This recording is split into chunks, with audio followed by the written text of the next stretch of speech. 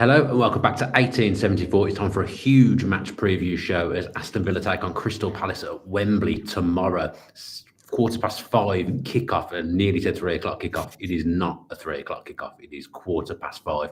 So a long day at Wembley awaits us as we wait for that kickoff time. I'm sure everyone will find something to do though in the build-up. I'm your host, Dan Bardell, joined by Sky Sports News' David Reed to preview the game. And this show is sponsored by Match Bingo. And if you head to 1874.io/matchbingo, you'll be able to download the app. You'll be able to buy some bingo cards ahead of the game against Crystal Palace tomorrow. If you buy 4, you get a bingo card free, and you've got a chance then to win prizes ranging from £25, which I won in one of our previous games, to £250 if you get a full house. So it's well worth checking out. Little bit of fun. So if you are watching the game tomorrow, either at the stadium or at home, then get yourself a match bingo card and you'll be able to play along. Might take away from the nerves, actually, if you've got a little bit of bingo going on. Dave, I, for some reason, over the last 48 hours, have become very, very nervous about this game. How are you feeling about it? Well, it's Crystal Palace, so you're always nervous playing Crystal Palace, aren't you? So that's probably why. No, it's a massive game, isn't it? But it's exciting. I'm not feeling too many nerves ahead of this game. Should be fine. No, I did an event with John Barnes last night, and he asked me about Villa. Did I think they could win the FA Cup? And I said I was feeling incredibly nervous. And he turned around to me, deadpan, and said, "What are you nervous for? You're not playing." I thought that was quite a decent way of looking at it. I mean, hopefully I'm not playing. If I'm playing, we're in absolutely massive danger of being knocked out of the FA Cup semi-final. But I think, we were just talking before we came on, so Villa last got to a final in 2015, lost 4-0 to Arsenal. It was a horrific day. Childhood memories of being 14 or 15 at Wembley in 2000. Villa didn't score a goal in the semi-final or the final at the old Wembley, and there were 2 tedious games of football. I think last time we progressed far in the FA Cup was when we lost to Arsenal 4-0 in the final in 2015. I remember that semi-final when we beat Liverpool 2-1, Coutinho scoring, and then Benteke and Delph scoring for Villa after they'd gone 1 down. I remember being at that game, and it's one of my favourite Villa games I've ever watched, actually. I thought we played really, really well that day. But I remember kind of over-celebrating, and that ended up becoming our final in many ways. So I think I'm a little bit wary of those bad experiences as well, if the last couple of times Villa have progressed to the semis or the final of the FA Cup. Yeah, I think that's fair. I was at that Liverpool semi-final as well. It was one of the best kind of 90-minute, I guess, performances that I can remember. Jack Grealish was unbelievable that day. That was the end of Steven Gerrard as well at Liverpool. And he got a nice send-off that Even day. Charles Nzogby played well that day. And yeah, it was a brilliant performance. I don't quite remember the celebrations after it. Oh, they were big. But the final was just it was a step too far, clearly, for that group of players. So this time you feel like if Villa get to the final, there is a real chance of Villa winning it. Whereas against Arsenal in that final, Villa were just so far behind in terms of being the underdogs that it turned out the way that many people thought, that it was a bit of a thrashing on the final day. And I think if Villa get there on Saturday night, it won't be like that in the final next time. No, I mean, I want some of what Andy Brogan is taking. Palace haven't faced a full Villa team in the past 4 games, he says. I think we steamroll them. I mean, I would absolutely love a steamroll, but I don't see that happening. I do think it'll be a tight affair. It's probably the last time Villa played really badly was against Crystal Palace, wasn't it, Dave? That 4-1 defeat at Selhurst Park. Villa set up that day to try and stifle Palace, and almost we changed what we normally do to go up against them, which tells you what Unai Emery thinks of them. I think they are a good team, Palace. On their day, they can beat anyone. They also play quite an interesting system with the 3 at the back and the wing-backs. Not many teams play in that way, that they're very direct. They've got some nice ball players in the middle of the park, but it's the front 3 that concerns me, because I feel like Sarr, Eze and Mateta have all had good days against Villa in the past. Sarr in particular only has to look at a football against Villa and it ends up in the back of the net. even before Mateta became the striker that he's come in the last 18 months. He always used to score against Villa before he was prolific. So I think Palace, what's not been a bogey team. They're a team that have hurt Villa in the past, and that makes me wary. Yeah, it's almost like we haven't quite, in previous meetings, figured out a way to hurt them on a consistent basis. And that has meant that, as you say, really, Villa altered themselves last time and tried to match them up essentially with three at the back. And obviously it didn't work. And the times that he's tried three at the back are the ones that spring to mind are Tottenham at home and then Palace away that game, and neither time did it work. So I think you're right. Villa in that game tried to protect themselves rather than go out and maybe win the game, or maybe it was a kind of let's suck it and see in the first 45 minutes in that away game and then see whether we can open up a little bit in the second half. So I'm very intrigued to see how Villa set up in this game. I think you're right. I think I don't think it will be an open game. It will be, this is a cup semi-final. I can't really remember the last time they were enjoyable to watch. So I think it's going to be a cagey game, not much in it. And from a Villa point of view, you just got to hope you come out on the right side of it. Yeah, I don't know whether you watched Palace on. I can't remember if it was Tuesday or Wednesday night.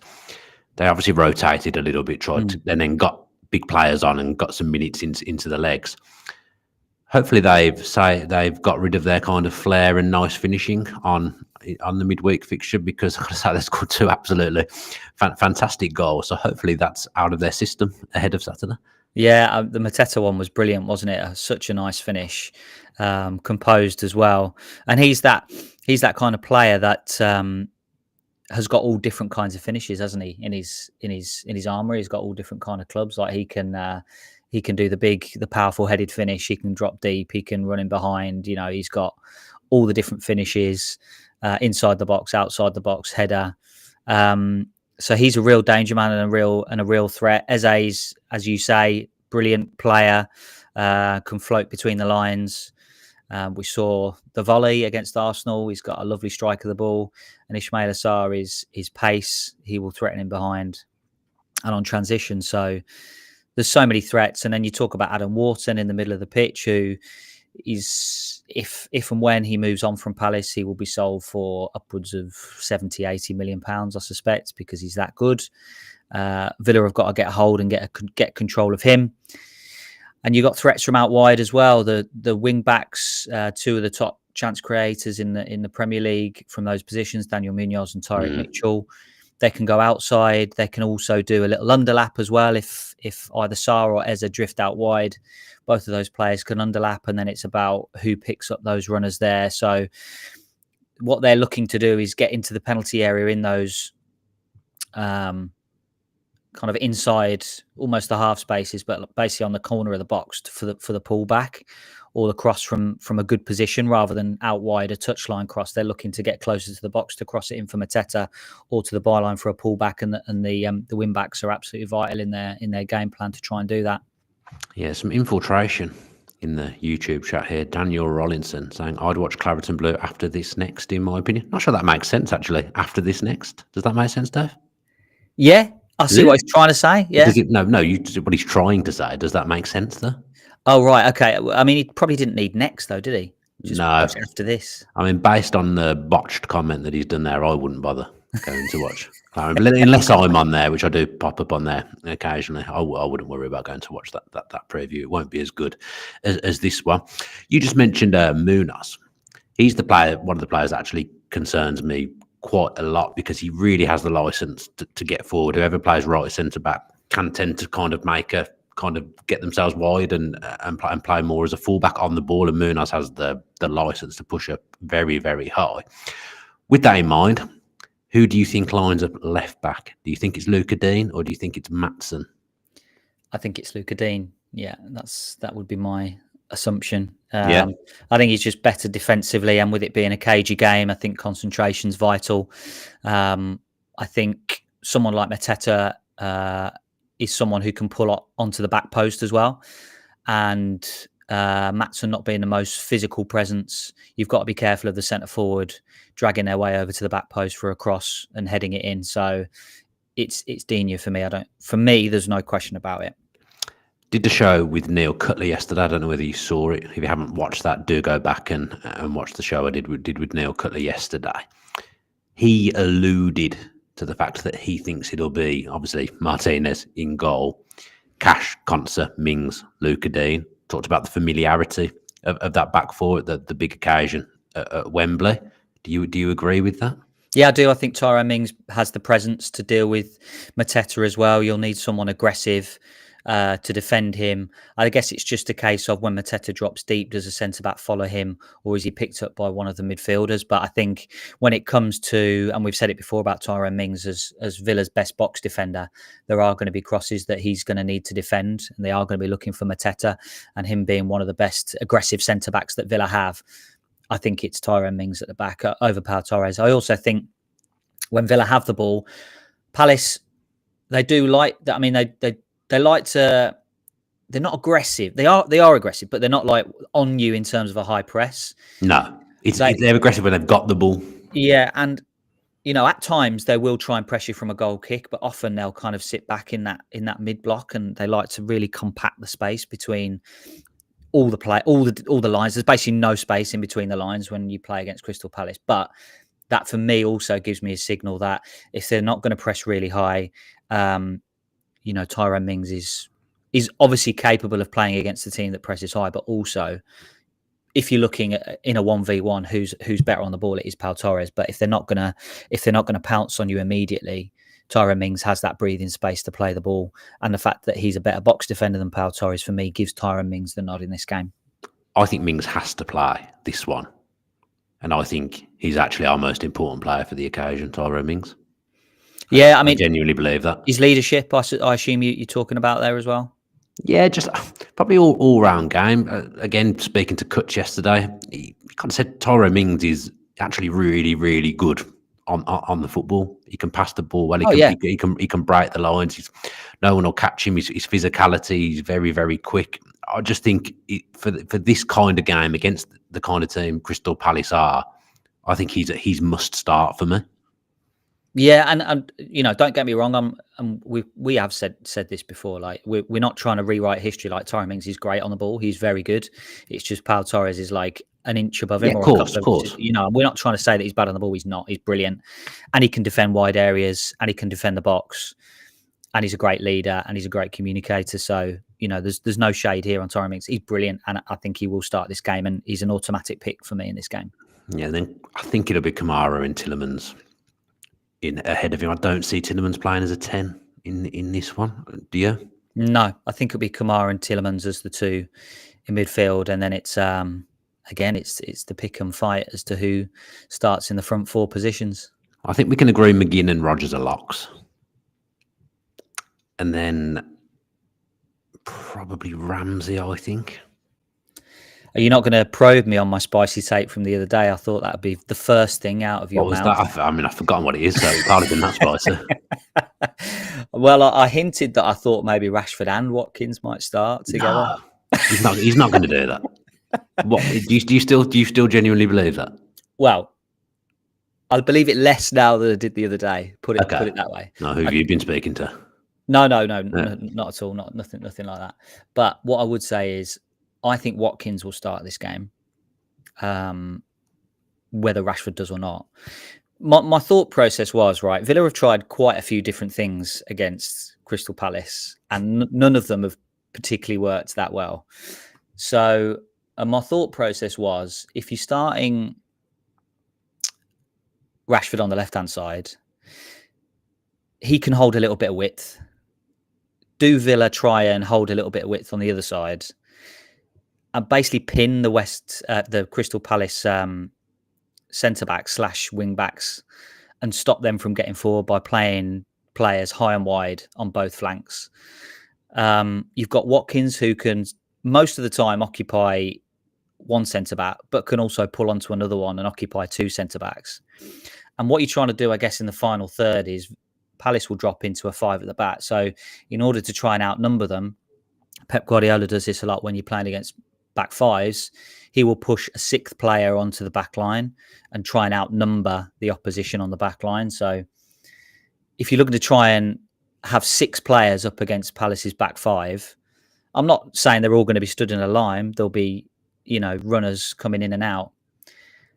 But it was my thought process that maybe Rashford could start on the left, offer some width, be able to cut inside and occupy the wide right centre-back. Luca Dean can cover Daniel Munoz on the left-hand side. And then it just might create a little bit of space. And when it's going to be a tight game, if you're looking to stretch the Palace backline across the whole width of the pitch, it might just create a little bit of space for midfield runners to find some room in that middle of the park, because it is going to be congested in there. And Crystal Palace are so good at stopping you building up through the middle that I feel like wide areas are going to be quite key. Now, there's obviously risk and reward with everything like that, because if you're asking Rashford to stay high, almost like in a Salah situation, where you're not asking him to do a whole load of defending, you're kind of asking him to stick wide and high on the width on the wide position while Palace have the ball. That's obviously a risk and reward situation. Now, when Villa are able to transition and break, they've already got a player, maybe 2 if Watkins stays up there, that's able to transition quickly. But obviously you're then missing a defender, and that's why, my thought would then be for McGinn to obviously play as the 10 and to also do a little bit of covering on the left-hand side. Don't know. Could be chatting nonsense. I know you're not having it. I'm not having it. It's an option. That's all I'm saying. It's an option. I think if you do that, you are asking for problems and leaving Luca Dean or Ian Maatsen very exposed against Munoz and Sarr, which I wouldn't fancy. Yeah. I mean, I would back the central midfielders to be able to pick up Sarr. I think transition would be a huge problem. The way Emery spoke, I think it's not. Yeah. Oh, don't get me wrong. Together anymore. I don't think that's a thing anymore. Yeah. It's not going to be a thing, and I wouldn't even know who to plump for again in the number 9 position. I genuinely, it's a coin toss for me. But you just think in the big games recently, he's picked Rashford. So does he do that again? Although Newcastle was a massive game and Watkins played, it's just impossible to call, isn't it? But you do kind of just get the feeling that Rashford's got the edge on Watkins at the moment. Yeah, and I agree with what you're saying. Obviously, from what Unai Emery said, my thoughts are that when Villa signed Rashford, it was to play on the left-hand side. Well, I think it was. I think that was what they did, but they moved away from that now. Time has gone on. The kind of balance has shifted, and Rashford is thought of as a number 9, even though he's gone on record and saying his best position's on the left-hand side. So he's obviously happy to play as a number 9 for Aston Villa, not necessarily for Manchester United. It's different, isn't it? It is totally, yeah, absolutely. As I say, I think it'll be Watkins starting this game, and then they are big and strong centre backs that he's going to have to fight with against Crystal Palace. It's going to be a tight game. That's why if it was one or the other, I don't think Rashford starts, because it's going to be a congested pitch, not going to be a lot of space. And if you are going to bring Rashford on, it'd be in the second half when maybe the game needs to open up a little bit, when one side wants to go for it. Or if Villa are in front by that point, it's a chance to remove Watkins and bring on Rashford when there's a bit more space, if Palace are pushing forward. But that was my thought process around Rashford and Watkins, was that Rashford would be on the left, and then that would be his area to find some space out wide. But if it is going to be one or the other, for me, it's Watkins in this particular game. It's just so tough, isn't it? It's just for me, it's horses for courses. Like the Newcastle game, you knew the centre forward was going to be in a fight against 2 centre backs. It's going to be man for man against Newcastle. Ollie Watkins is better in a fight than Marcus Rashford. Against Manchester City, Villa are going to be on transition, and Marcus Rashford fits the bill. This game, Ollie Watkins or whoever the centre forward is going to have to occupy at least 2 of the centre backs, or try to. And for me, that's an Ollie Watkins game. So that for me, it's not necessarily, okay, well, Rashford's scoring goals, you've got to play him. I think it's more who fits the game plan against this opposition. See, I think I'd pick Watkins, but I think Emery picks Rashford. But then I'm wrong every week. As we Well, say, as a on mine, these shows, yeah, as a mine we just fan. can't get it right, can we? Because I think you're playing up against three centre backs. I do think that suits Watkins more than it does Rashford. He's better at occupying defenders. But I also kind of think of Rashford's played at Wembley many times. He's won the FA Cup a number of times as well. That experience does that experience matter? Is it crucial when he's playing for a different team in Villa now? It is a toss up. You could argue either way. We have just argued either way, but do let us know in the chat who you think will start as Villa striker tomorrow. Do you think it'll be Ollie Watkins or do you think it'll be Marcus Rashford? No chance of Asensio playing. We both agree that we think he'll come off the bench. Yeah, feels like an impact sub to me. When Villa need to keep hold of the ball or make something happen, he's the ideal candidate to come on. Yeah, and kind of, I do think McGinn is as the central 10 because he can drop in and make a midfield three at times off the ball. Yeah, and you're going to want the energy to get round Wharton. You've got to stop that guy passing the ball because Palace, they'll try and suck you in onto one side and then flip it to the other side, and then they'll try and double up on the other fullback. So either Sarr or Eze will peel a little bit wide, and then they've got the running wing back, and they'll try and suck you in on one side and then flip it to the other side. And Wharton's passing range is unbelievable. You've got to get around that guy and stop him playing. Just all the kind of variations that we're saying here. I think we probably agreed on 7 or 8 players are going to play, and then the rest, it is a toss-up. There's been much rotation in the last few weeks. I do just think against Palace's system, we're talking about things. It is quite narrow to be coming up against Crystal Palace, who play with great width. I do feel like any combination that we're coming up with is quite narrow. What in terms of? But it's going to be 3 10s, isn't it? I think. I don't think Marlon or Bailey are going to be starting. So it's going to be 3 number 10s. So then you're looking at the width from the fullbacks, but then you kind of feel like the fullbacks might be pinned back a little bit. So then is there a lack of width for Villa in this game against this team? Yeah, possibly. We have said that for the last couple of weeks, there haven't we? And Villa have managed to find a way apart from against Manchester City. So although we're kind of on paper, you're thinking, oh, well, where's the width coming from? I don't think it's really hurt Villa in the last few weeks at all. So I'm kind of edging towards, well, let's just go with it and see how it works. And Villa have got width options to come on. So it might be a situation like that, but maybe that's why Rashford starts on the left, Dan. It's not going to happen, David. You can try and put it into the earth as much as you like. It's just not going to happen. I'm almost certain. The words are coming out, but I don't quite believe it myself. No. If Dave Reid was manager, obviously, by the sounds of it, that's what Dave Reid would do. But Dave Reid is not the manager of Aston Villa Football Club. Terrible. I feel like we've been, not negative is not the right word, but we're definitely wary of Crystal Palace, aren't we? But I suppose it's fair to say that if we were to watch a Crystal Palace channel doing a preview, they'd be talking about Villa, and there'd be things that they're scared of, even though they did beat us last time out.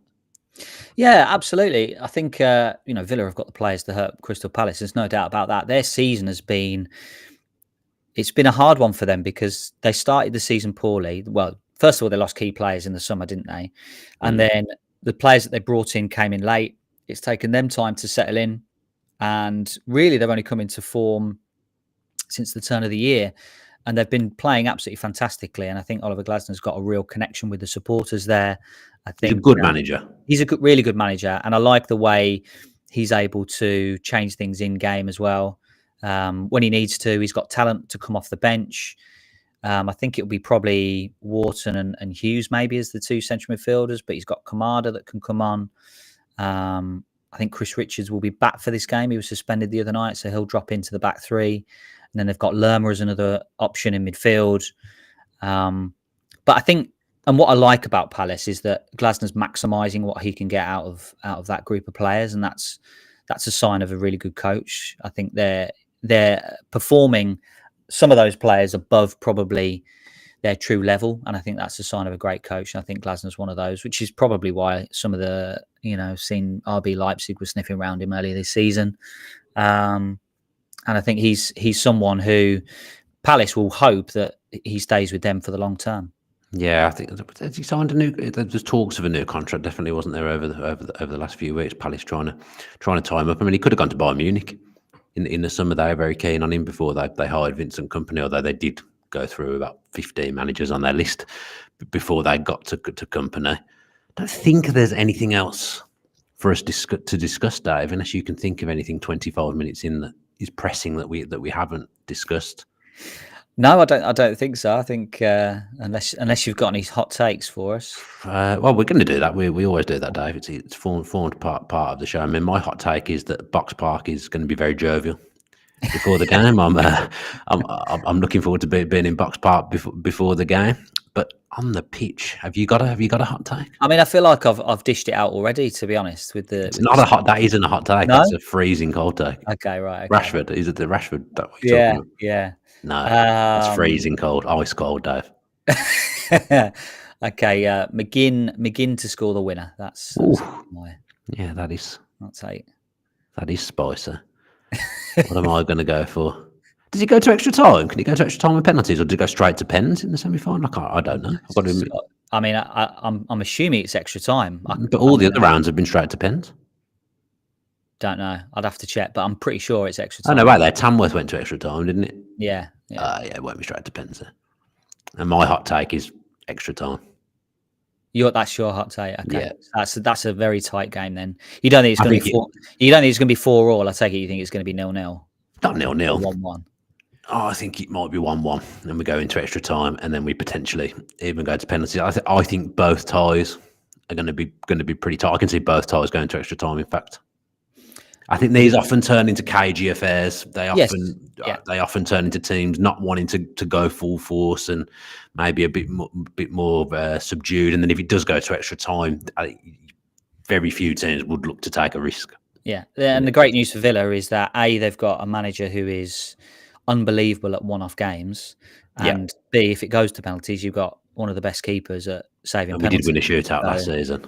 Yeah, so I think 2 things in Villa's favour in that respect. I mean, the bad news is we can't take a penalty to save our life at the moment, so that's not great news. I think we've had 3 separate players who've missed penalties this season. So I don't think I could take penalties. I don't think my heart would allow. I've still not recovered from the West Brom away end in the playoffs. I honestly thought I was going to die in that away end. How I felt, that was absolutely horrific. I don't want that. Nobody wants that. Part of me would rather lose than have to go endure a penalty shootout. Come on now, come on. No, that is silly. I don't know. I just don't have. I don't have fond memories of the new Wembley like Villa fans.